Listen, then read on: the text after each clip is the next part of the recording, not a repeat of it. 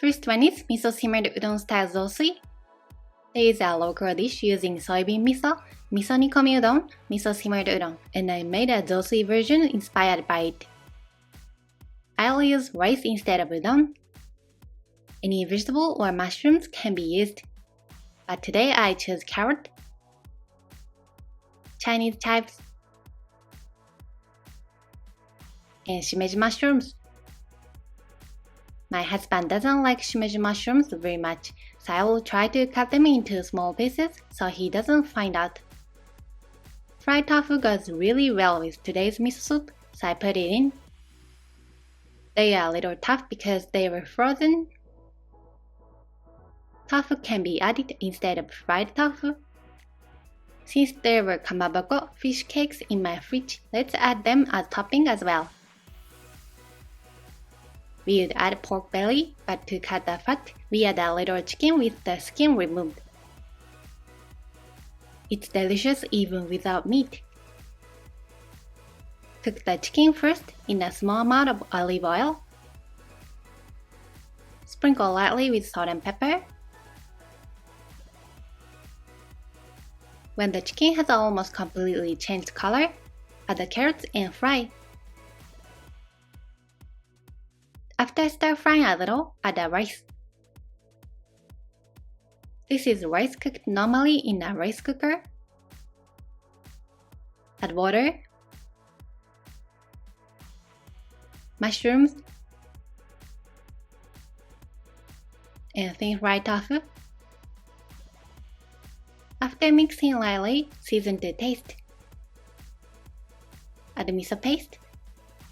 This miso is made mainly from soybean koji and has a dark brown color. Since soybeans are the main ingredient, it's high in protein and umami flavor. The more the soybean miso is simmered, the stronger its umami and richness become. You can of course make it with other types of miso. Add sake, mirin, and sugar. Dissolve miso slowly. By the way, please check the link my tools and seasonings for the seasoning used in the video. Information about soybean miso can also be found there. It tastes even better if you add a little dashi powder. It's delicious in this state, but I add an egg here. Crack the egg. Cook until desired consistency is reached. Remove the egg once to prevent them from collapsing. Add salt at the end if needed. It depends on the salt content of the miso, so taste and adjust the amount of salt. After I started to serve it, I realized that I had not added Chinese chives. The chives should be added at about the same time as the egg is cooked. Just a little bit of heat is all that is needed.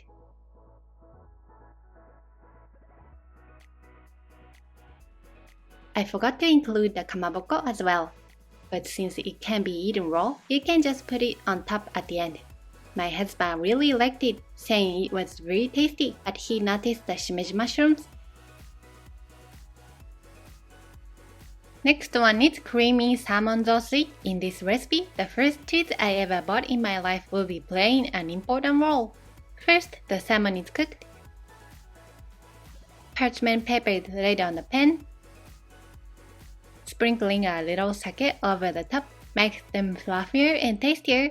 You may be tired of hearing this, but Japanese salmon is salty, so I don't sprinkle salt on it anymore. But you should put a little salt on your salmon before grilling. Cooked over medium-low heat for about 4 minutes on each side.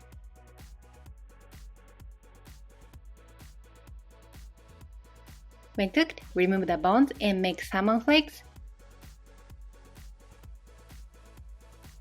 This time, use frozen rice.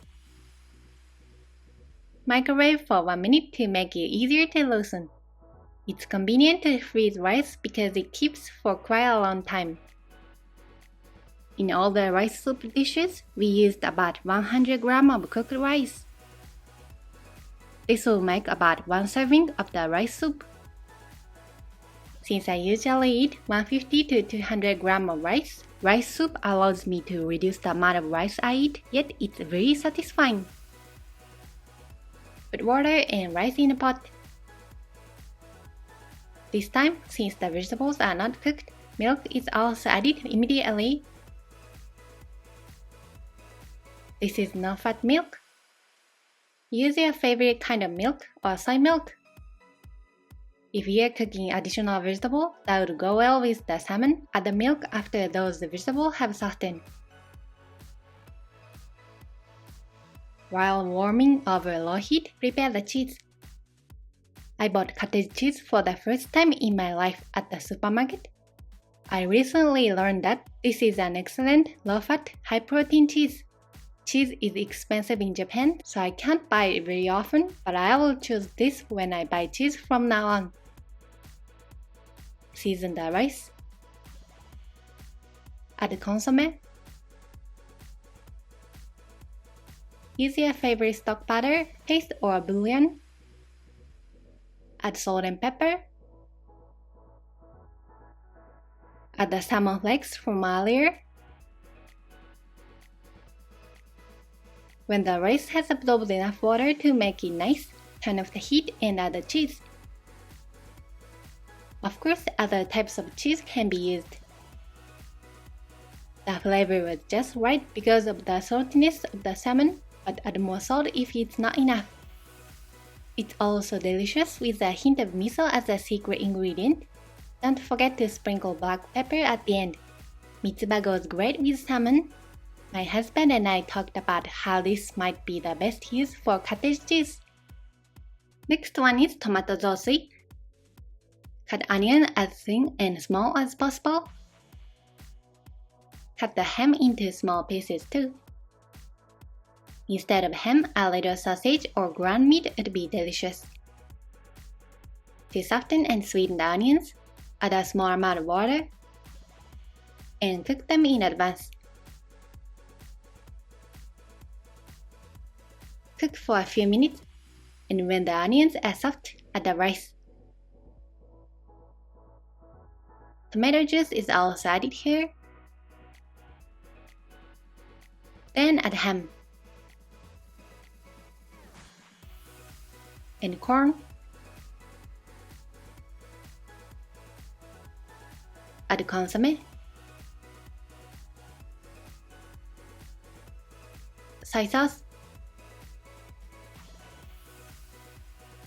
sugar, salt, and dashi powder. The addition of dashi powder gives the dish a rich flavor. Taste for saltiness and adjust to taste.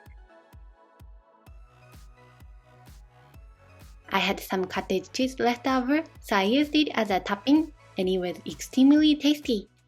Sprinkle with parsley to complete the dish. This Japanese-style rice soup with tomatoes is my favorite. Next one is the simplest egg zosui.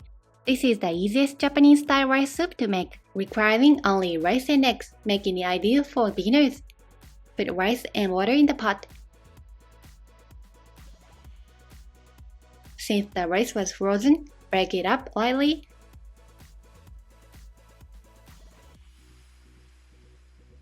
After simmering for a few minutes, the rice has lightly absorbed the water. Add dashi powder and soy sauce. If you do not have dashi powder, you can use other stock or bouillon paste.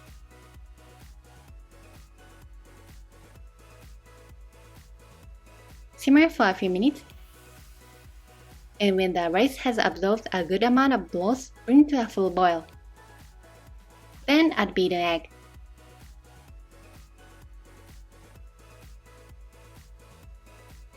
Stir gently to cook the egg. Taste and add salt as needed. It's a simple but very tasty rice soup with a nice combination of egg and umami from the dashi broth. Finally, top with green onion and you are done. Next one is Dandan soup style Zosui. Dandan noodles is a type of ramen popular in Japan. The soup is creamy and slightly spicy with a distinctive sesame flavor. This time, the rice soup is made in the image of this noodle soup. Today I bought bamboo shoots, so I cut them into cubes and put them in. Shiitake mushrooms were a little expensive, so shimeji mushrooms are used as a substitute. This time I'll cut the shimeji mushrooms even smaller and challenge my husband not to find out. If you don't have these ingredients, substitute bean sprout, Chinese cabbage, onions, and any mushrooms you can get your hands on. Minced garlic. I really wanted to add ginger too, but I forgot to buy some. Please add chopped ginger too. Add garlic, dobenjan, and sesame oil to the pot. When lightly heated, add ground meat. This is chicken breast, but chicken thigh or ground pork is also recommended. When the meat has almost completely changed color, add the bamboo shoot and mushrooms. Mix slightly and add rice and water. Mix slightly. Season them with shantan, chicken stock powder, miso paste, soy sauce, sugar, and ground sesame. This sesame is very important. If you have sesame paste, it's even better to use it. This time I made it with water only, but it's even creamier with a little milk. If the taste is too weak, add a little miso paste or salt. Sprinkle minced green onion. Add the spiciness with ryu, chili oil. By the way, my husband did not notice the shimeji mushroom this time. He said it was very tasty and he ate a lot of it. The last one is hot and sour soup style Zosui. This is a rice soup inspired by a sour and spicy soup called suratan, which is commonly eaten in Japan. I use carrot, bamboo shoot, and tofu. Later, leftover Chinese chives and crab cakes are also added. Other ingredients that go well with this soup are shiitake mushrooms, chicken, and tomatoes. Change the ingredient to your liking. Cook the carrots first in a small amount of water.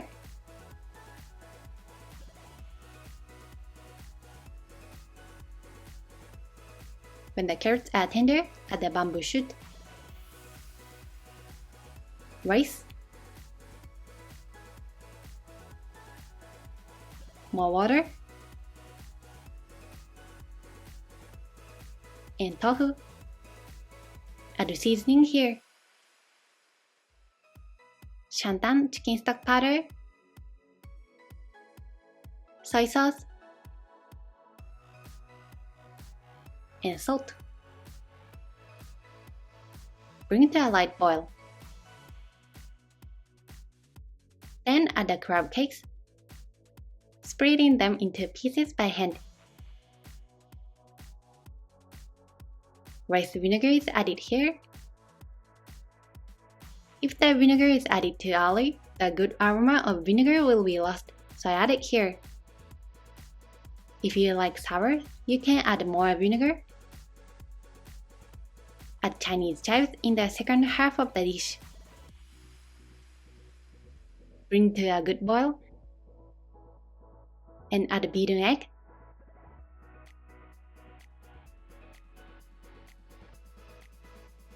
When the egg is cooked, it's done. The sourness and this creamy egg are the key point.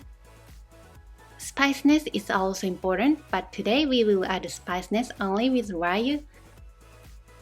I tasted it and it was too thin, so I added more shantan and salt and pepper. The sourness and the spiciness of this ryu match so well that I could eat many bowls of it. Thank you so much for watching our video. Please subscribe to our channel. If you are already a subscriber and would like to support our channel, please join our membership. Membership feedback will be reflected in content creation. See you in the next video.